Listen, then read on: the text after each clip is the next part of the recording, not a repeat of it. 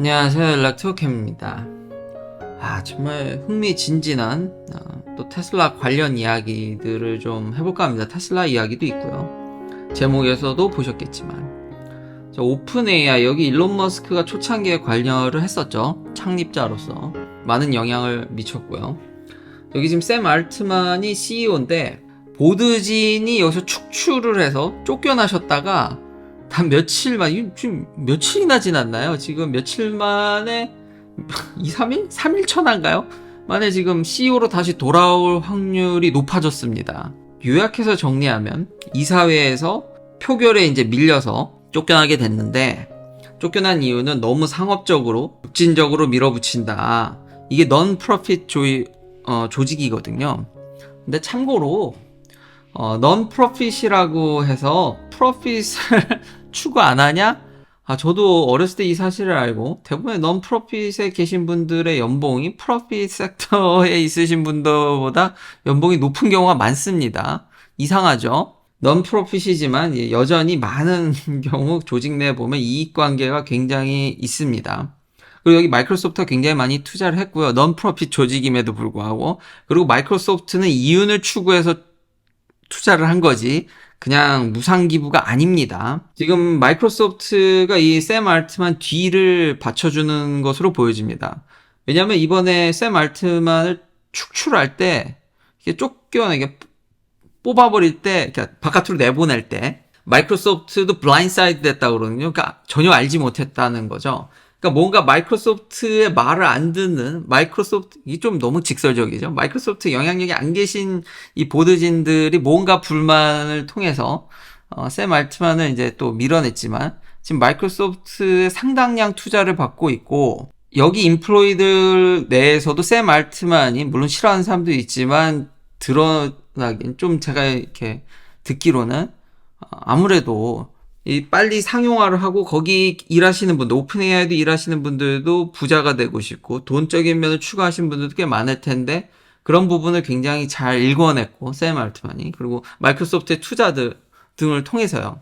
마이크로소프트는 이거 말고도 지금 크레딧을, 그러니까 여러 가지 리소스요. 이거 만약 트레이닝 하려면 제가 지난번에 얘기했지만 엄청난 AI 트레이닝 리소스를 어디서 갖고 올 거냐는 거죠. 마이크로소프트가 직접적으로 돈으로 주는 것도 있지만 우회적으로 그 트레이닝을 돕는 리소스를 지원하는 면도 있는데 그걸 끊어버리겠다는 얘기도 나오더라고요.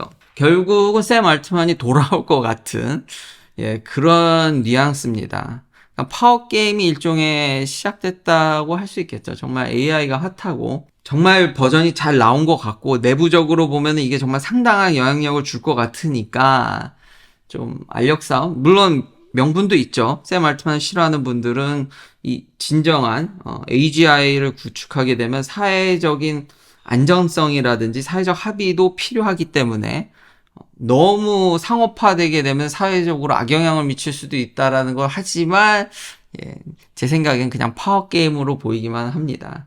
그리고 그럴 바에는 내부적으로 지금 이걸 개발하고 열심히 일하신 분들한테 상당한 이익을 배분하게 되고 투자를 일궈낸 샘 알트만의 좀 지지가 조금 더 높은 것 같습니다.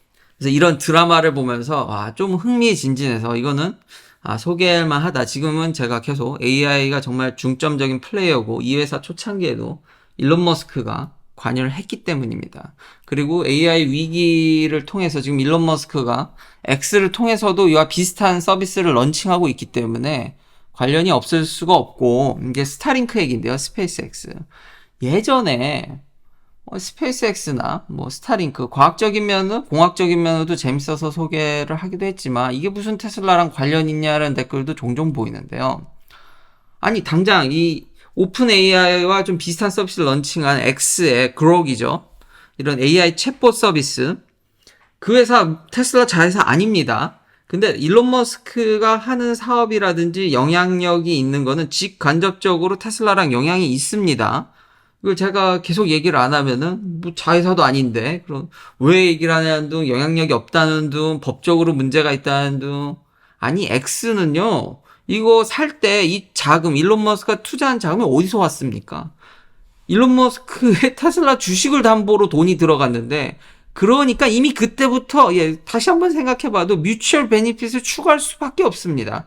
자회사는 아닌데 정말 예전에 제가 초창기에 얘기했던 진짜 테슬라는 일론 머스크의 이게 뗄래야 뗄 수 없는 몸통이자 이걸 중점으로 이분이 다른 사업을 확장할 때 담보로 하신 일이 이미 너무 많이 뻗쳐져 있기 때문에 뭐 옛날에 그래서 막 테슬라를 뭐 버리면 어떡하냐 말도 안 되는 얘기입니다. 그게 구조적으로 불가능하다는 얘기를 했기 때문에 이런 사업이 다시 한번 영향력이 직간접적으로 올 수밖에 없습니다.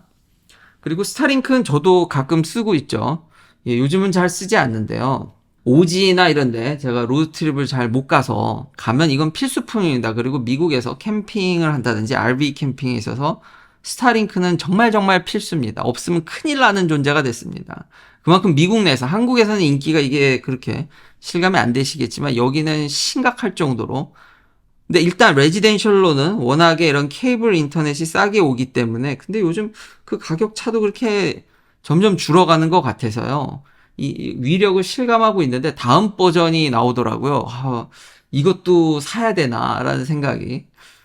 가격이 아직 공개가 안 됐는데요. 지금 이제 스탠드 형식으로 모터가 사라졌습니다. 지금 제가 현재 갖고 있는 버전은 모터로 잉 하면서 위치를 파악한다라든지 그런데 이제 스탠드 형태로 아니 이러면 퍼포먼스로 어떻게 그 위성의 정확한 시그널을 최대한 맥시멈으로 받기 위한 각도 설정을 어떻게 하는지가 좀 궁금하더라고요. 근데 더 작아지고 더 more portable 더 옮기기 쉬워지고 더 간편 휴대하게 되니까 이거 정말 메리트 있겠더라고요. 그래가지고, 이렇게 소개하게 됐습니다. 이것도 사야 되나.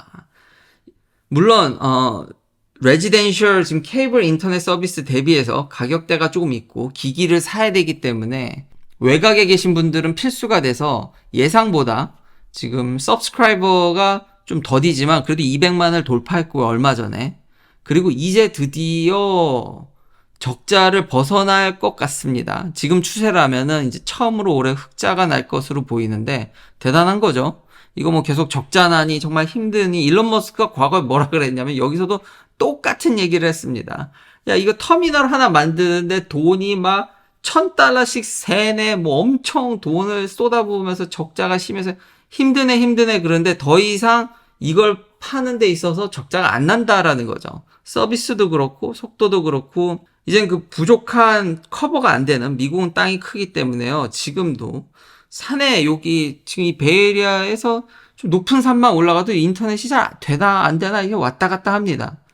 그럴 경우는 스타링크의 위력이 이 도심 지역에서도 발휘하는 곳들이 있어서 심심치 않게 이거 쓰는 사람들을 많이 보고 있고요. 미국에서는 의미가 있고 점점 폴업을 되고 가격도 경쟁력 있게 되고 지금 라우터는 와이파이 6를 지원하고 이렇게 되면은 이거 좀만 더 개선하면은 이 진짜 정말 폭발성이 있지 않을까라는 생각이 듭니다.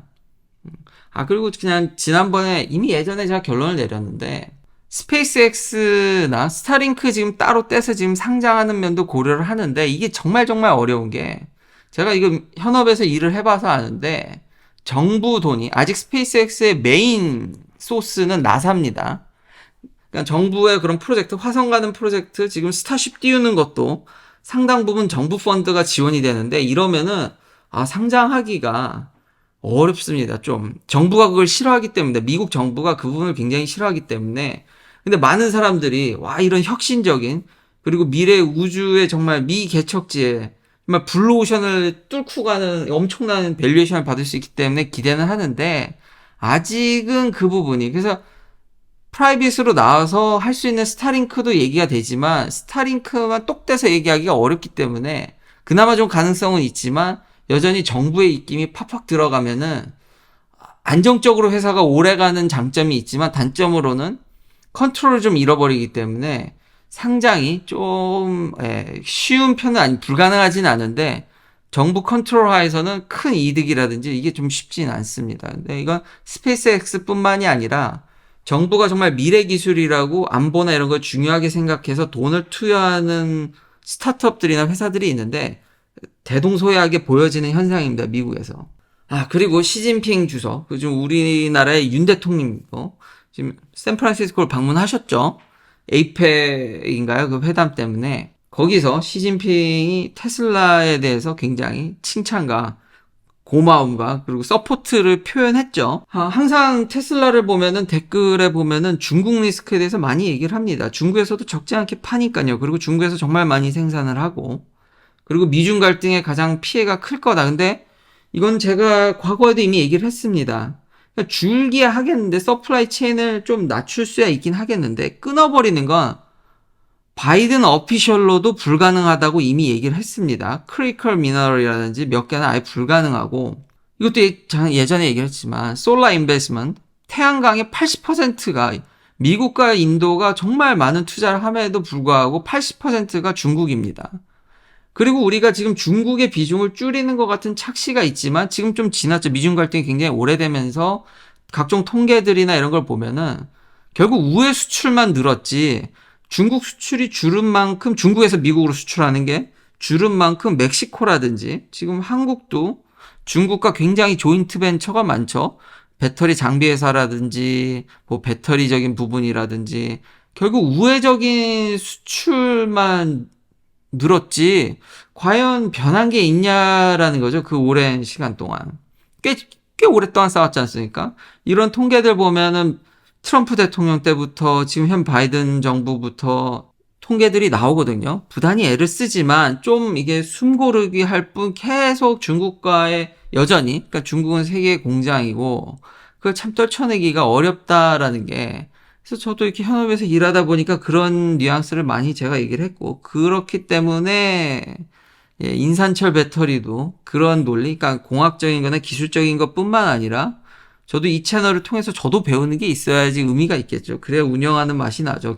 그런 역학적인 지오폴리티컬 역학적인 것도 고민하게 됐고 채널을 운영하면서 그런 걸 보니까 기술적인 면들 이런 관계들을 봤을 때 인산철이 상당한 롤플레이를 하겠다라는 걸 과거 3년 전부터 계속 얘기를 했던 것 같습니다. 거기다가 진짜 리스크가 없는 게 당분간요. 근데 평생 뭐 없다. 제로다. 사업하는 데 있어서 그런 거는 존재하지 않습니다. 정말 별의별 일이 다 터지기 때문에. 근데 당분간은 테슬라의 차이나 리스크를 정말 걱정을 할 필요는 없겠다는 생각이 드는 게 다시 한번 평생 그렇다고 안 한다는 게 아닙니다. 지금 항상 이렇게 하면 극단적으로 받아들이시는 분들이 있어서 그런 건 존재하지 않습니다. 지난도 아니고 6호죠. 1월부터 6월까지 2023년, 2022년도 똑같습니다. 중국의 전기차 엑스포트를 보면은 테슬라가 1등입니다. 그러니까 중국에서 전기차를 다른 나라로 미국은 오지 않지만 근데 배터리까지 하면 더 대단하죠. CATL제 배터리 여기 오니까요. 지금 유럽이라든지 다른 나라의 중국산 자동차, 전기차가 특히 많이 가고 있는데 비중을 보면 BYD보다도 더 많이 했습니다. 노란색이 BYD인데요. 테슬라가 무려 40%가 좀 안 되는 39.2%입니다. 근데 이 회사를 때려잡겠다고요? 지금 중국의 경제 성장은 그리 좋지 않습니다. 이제 중국이 완연히 이제 4%대로 접어드는 조짐이 보이거든요. 5%를 한다고는 하지만 내년에는 이제 4%. 예전에는 중국이 10% 8% 할 때는 이렇게 20년, 30년만 하면 기세가 무섭고 미국이 끝난다는 등 그런 얘기도 참 어렸을 때 참 그런 얘기도 들었는데 지금 그게 무색할 정도네요. 중국도 저성장이 보이죠. 내부적으로 중국 경제가 안 좋다라는 조짐도 많은 뉴스들이 나오고 있고요. 이럼에도 불구하고 여전히 중국은 과잉 생산을 하죠. 그러니까 내수 전환을 하려고 했는데 또 아주 옛날에 한 4년 전인가 3년 전에 한번 제가 얘기했던 것 같은데 전 세계에서 내수 전향을 해서 성공한 나라가 미국밖에 없습니다. 미국을 제외하고는요, 이거를 참 바꾸는 게 무지무지 어렵더라고요. 무지무지. 중국도 하려고 하는데 결국은 원래 하던 거, 잘하던 거, 수출이 살 길이죠. 그런데 이 와중에 테슬라를 때린다? 가능하겠습니까? 자기 발등 자기가 찍는 거죠. 얼마나 효자입니까? 전기차 미래 기술의 핵심적인 것도 수출도 해주고 이것뿐만이 아니라 지금 ESS의 배터리 에너지 스토리지에 있어서는 CATL제 배터리를 테슬라가 열심히 써주고 있고 이런 관계가 동독한데 지금의 어떤 중국의 좀 숨통을 틔워주게 하는 회사인데 리스크가 과연 시진핑 주석이 지금 미국의 빅테크 그룹과도 회담을 하면서 굉장히 세일즈를 많이 하고 가셨죠. 그러니까 쉽지 않은 겁니다. 물론 그렇다고 해서 그 속내가 뭐 항상 그렇게 칭찬한 그건 아니겠지만 바이든 대통령도 예, 독재자라는 강력한 표현을 썼죠. 그러니까 영원한 건 없는데 당분간은 그게 뭐 근시일 내에 차이나 리스크가 예전에도 제가 이미 계속 얘기를 했듯이 오기는 쉬운 구조가 아닙니다. 테슬라가 계속해서 이렇게 좋은 수출 구조를 보여주고 중국 정부에도 윈윈인 거 아닙니까? 근데 이걸 어떻게 없앱니까? 이걸 어떻게 축소시키고요? 이렇게 비중이 큰데 어떻게든 당분간은 끌고 가야겠죠.